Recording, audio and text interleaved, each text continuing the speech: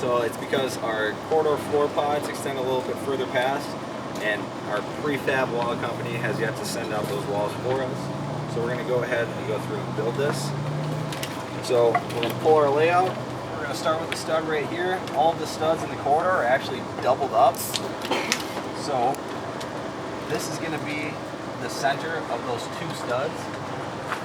And that last wall ends with the stud. And we're going to start it, and then it's going to be doubled up when it starts right there. So then this is going to be your next set of studs, just like that. So 16, and I'm going with an X on either side of the line. Just like that. Just put another one right there. And then when we go to continue on with the rest of the building, we'll start, even though this isn't necessarily on 16, we can start our next part of the wall right there. There'll be a couple studs that are off layout, but then we're going to want to make sure that we pull the rest of the layout by hooking back here and continuing that layout from there on out. So, got those guys. We'll go through, mark these out.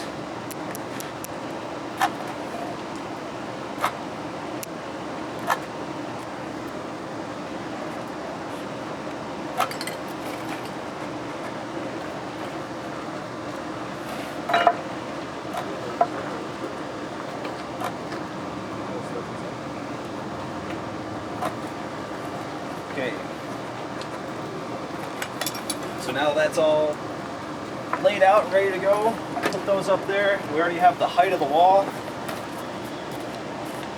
The height of the wall is 123 3/4.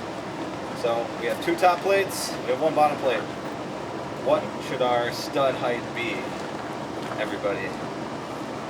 3 inches less. 4.5 4.5 inches less. Oh, less. crap. But yeah, so 119 1/4 is what we're gonna want that to be. So come through with these guys. So I'm gonna cut them out of these 16s that we have here.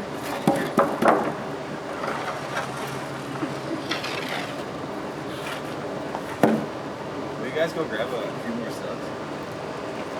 3 more? 1, 2, 3, 4, 5, 6, 7. So, come through, lay these guys out. And this is the process that should be used when stick framing walls on the ground. You can, if all of your wall heights are the same, usually you'll have somebody set up on like a bunk of 2x4s, cutting all of the studs. Lots of the time, if you're building like a custom house, then the wall heights vary all over the place, and so you're going to be stuck measuring lots of different wall heights. So, verify whatever your wall height needs to be. Go through, just like that. Thanks, Angie. So now, 119 1/4. Everything's nicely laid out for me to just walk right across. Just continue to hook on to the next one here.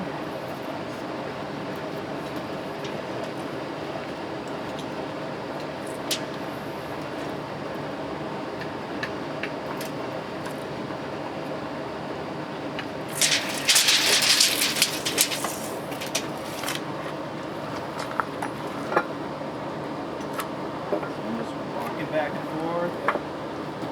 Got my stuff all ready to go.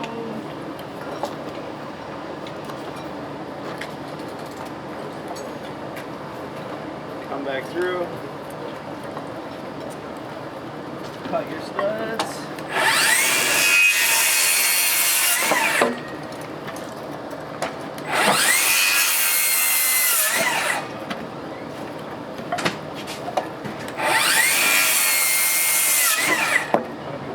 Edge of that blade going right down the side of that line there.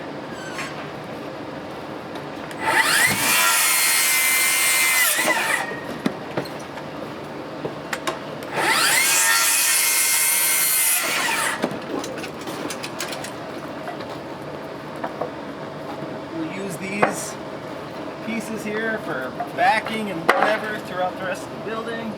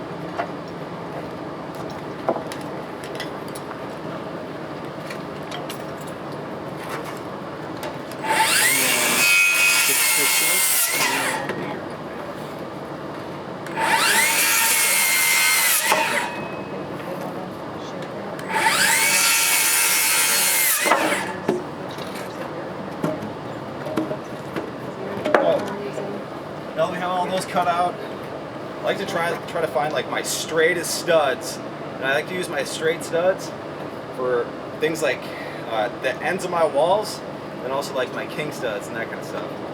Squirrely stuff, well, sometimes king studs you can fluctuate a little bit, but if you get your king studs to be nice and straight, and you guys have like a squirrely trimmer that's maybe a little bit crowned, then you kind of work that out of it by nailing it to a straight stud. So this is beautiful, nice and straight. I'm gonna put that on the end of my wall, right there. This guy is looking pretty good. It's got a little bit of a crown that way. I'm gonna crown it up like this. I'll do that for the rest of mine. So these guys, I'll try to make sure that the crown is kind of sitting. See that? Those two.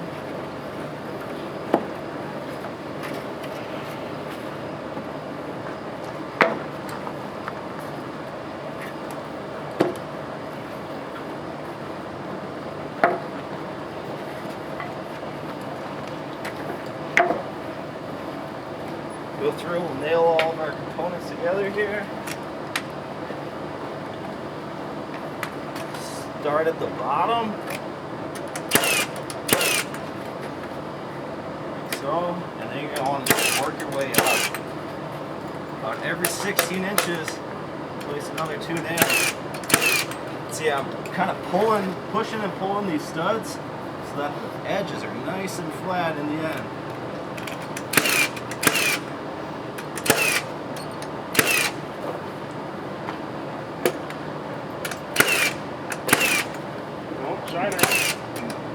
Don't want that. Don't want that.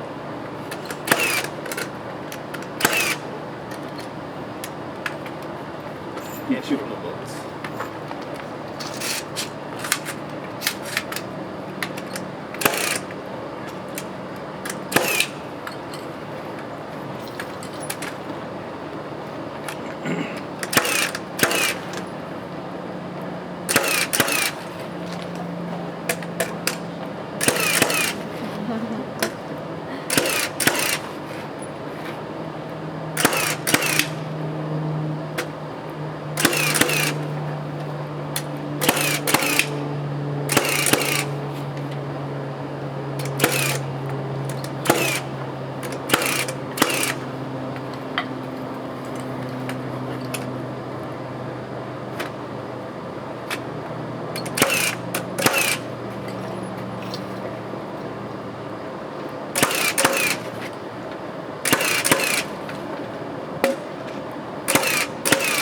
It's always important to make sure your nails are like evenly spaced.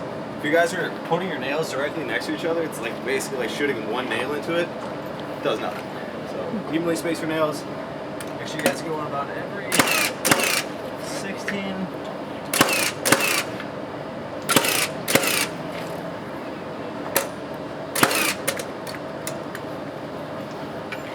We'll get there.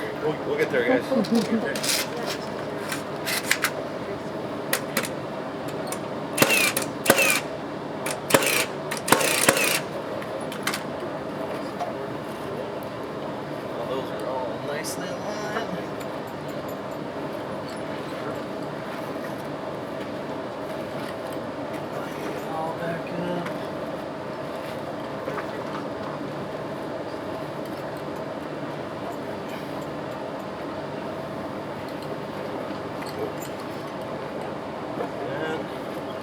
take this and just walk it straight back. I don't want to be flipping it around.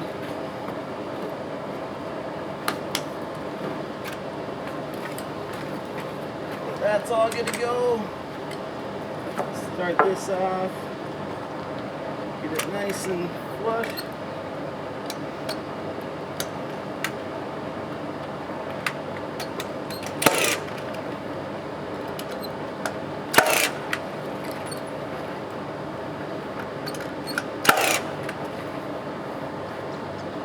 Now we want to make sure that these are perfectly flush at the top and on our layouts.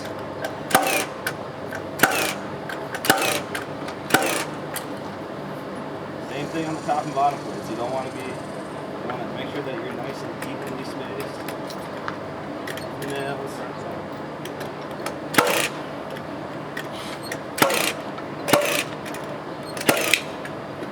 And also, you should hold your hand back here, so that if you're holding your hand right here, one of those nails hit something, you shoot your finger out.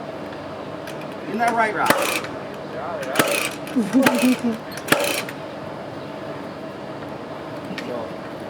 You kind of fluctuate a little bit. So I picked up the wall there, so I can make this nice and flush. Make sure that this is getting nice and flush. 2 nails in that. Pump this guy around, same thing over here, pick it up. Gotta use all your hands and feet.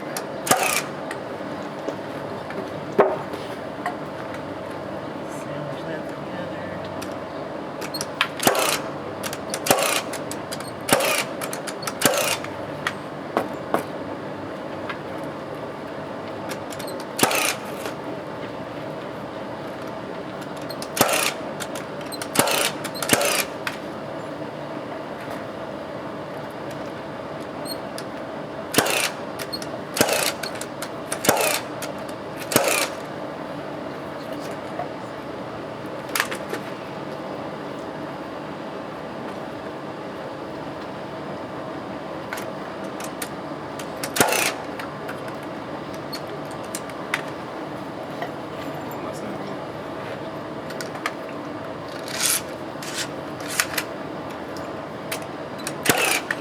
Okay. Now you got a wall. Now you can stand it, tie it in on the bottom, put it up to where it needs to be on the top, nail it off. If it's already set to go, you already have a surface up above to nail it to. Or you can go through and you're going to level it, you're going to rack it, put a sway brace, rack brace, diagonal brace on it. Make sure that she's sitting nice and plumb that way. This way, nail it off, put your top plate in to tie those guys in together. And yeah, that's all she needs. That's all she wrote. If you guys would like, we can go up top, but we can stand a wall. Are any of you guys interested in that? I'll go work. Yeah, if Mike's interested, that's fine. We can go upstairs and we can. I'm good. Thanks for coming to the MasterClass. Hope you guys learned. If you guys have any other questions, you can ask me. All right, awesome job. Thanks.